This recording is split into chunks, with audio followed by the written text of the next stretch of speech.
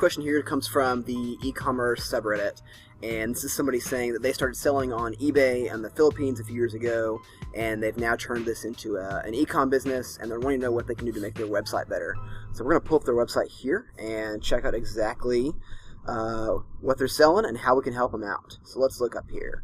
This is Barkadahan, and it looks like they are a e-com site focused on selling men's and women's, looks like mid-range watches. Pretty good kind of landing experience on the homepage. They've got some like trust badges at the top that look good. And then you drop down and they've got newest arrivals and kind of a brand block there at the bottom. So I'm looking here for kind of things that they could improve on right away. I'm tapping on their main product image there to see their product page. So far, the homepage looks pretty good if they're focused on purely watches. Product page is well formed. Man, this description, I think their description could use maybe like a customized, like something like about the watch and maybe aspirational about wearing it, because this looks like it's just data on the watch. Yeah, go back to the homepage real quick. Yeah. I know we're looking for deficiencies and how to improve, but one thing really important is elements of trust. And first thing you see, 100% satisfaction guaranteed. And that actually brings up probably the best A/B test I've ever run on an e-commerce site. We were in a meeting at our last company. We had probably 20 of us in the room, and we were talking about signals of trust and how signals of trust can increase the conversion rate pretty dramatically. And so in the meeting, we had one of our developers, a guy named Brian Sage. He actually took a stock standard seal, and it just looked like a trust seal or whatever. And he put golden circle. He put Yeah. 100% satisfaction guaranteed, and loaded it actually during the meeting. And we made fun of him. He showed us. We pulled it up, and we said, "No, Brian, we're looking for something more substantial, more whatever. But since you started the A/B test, let's run it and see what happened." 22% increase in conversion rate off a simple seal that looked very similar to that. And so what he did is actually took that, put it at the bottom of every product page. So it was literally residing in the footer, and it was everywhere. Yeah. And probably the most impactful, easiest, 3 minutes to do that? So, and they've got it here they've got it right there on the content, front, which I think is so great. That's good. I mean, because we're in watches, Yeah. and I've never heard of this brand, and it's got a funky URL on it. So any element of security and trust is a good thing here. I like the Instagram feed, but I feel like it could be more kind of user-generated content. Because when I look at these three images, it makes me think of images coming right from the manufacturer. So I think having that be somebody real wearing one of your watches or with a box, kind of the unboxing experience, showing that, I think could build some real social proof. Yeah. The site itself, they're a reseller. Yeah. Okay. Yeah.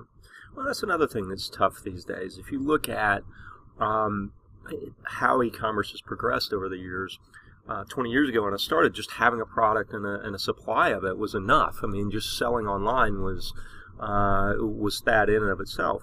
Well, let's look at Fossil watches. Well, Fossil sells direct through Fossil.com. Amazon likewise sells Fossil. I don't know that Walmart does, but Nordstrom and Saks and Dillard's and several others sell it. So how do you, as a retailer, step up and separate yourself from the game? And that's easier said than done. In fact, it's hard to make a lot of money as that. Because what we're increasingly seeing in e-commerce is the loyalty lies in the brand. So if you buy a Fossil watch and you love it, you don't think, hey, I'm going to go back to Barkadan and buy another one. You think, God, I love my Fossil watch. And then you go to Google or you go to Amazon and you search Fossil watch. So it's a little bit of an enigma on how to do it. So you, as a retailer, have to separate yourself somehow. Zappos famously did it by customer service. There's been a few other good examples of it, but you have to be more than this dumb supply chain. Yep. If you're a dumb supply chain, you don't matter. Amazon's better than you, and they will beat you. Yeah. And I think something, onto that point is how do you differentiate yourself, customer service, things of that nature. A really great way is to understand the life cycle of someone who buys a watch. That's understanding your own consumer data from repurchases and then repurchases across multiple sites. And if you know that a wealthy person buys a watch every year, if they buy a watch from you at the first of the year, re-incentivizing them in the later parts of the year and sending them a watch case or sending them something that's a low value item to you, but you can send to them saying, hey, we really value as a customer, we're thinking of you. That personalization touch will sometimes break that brand barrier, because ultimately, like you said, if they're an avid watch person, they can buy direct from that website, buy to Amazon. Amazon and that website are not spending the time to customize that approach. Is that something you can do to kind of stand out? Well, how do you add value to the equation, right? Is the question, because here's Amazon, they've got the best supply chain in the world, and they've got all the trust in the world. So you have to somehow come in and number one, find a customer. So let's say watches. Let's say you're a world-renowned expert on watches and it's truly your passion. Well, write about it. Get it out there. Prove to your customers that you know what you're talking about. I recommend this Fossil watch for these 9 other reasons. Now, that's not going to keep them from typing that Fossil watch into Google and price comparing after you love them. Yeah. But assuming all things equal, your price is the same, you have free shipping, it's fast, you're trusted. Well, shoot, they might just take a risk on you. And I think there's importance, too, and while you're building that content, to link to your product in line in that content. Mm-hmm. Make sure that like you're linking back to your site, though. So if you're talking about a gold watch that you're trying to sell, that you're linking right to it. So if they're reading that article, they can go and purchase it from you right from that article. Yeah. Mm-hmm. It's an amazing way to reallocate budget. You can allocate, take an upside-down approach and put 20% of your budget up top, building that authority, building that trust, building site visits, and then 80% of your budget on the retargeting to kind of sweep up after they've hit that piece of content. Mm-hmm. Well, you just can't touch on trust enough here. Yeah. I'm not going to buy a watch from some random retailer online.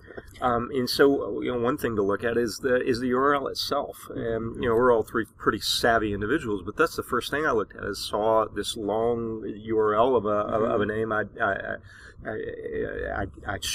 would struggle to retype into the browser, and so that's another element that maybe you'd look at and improve on.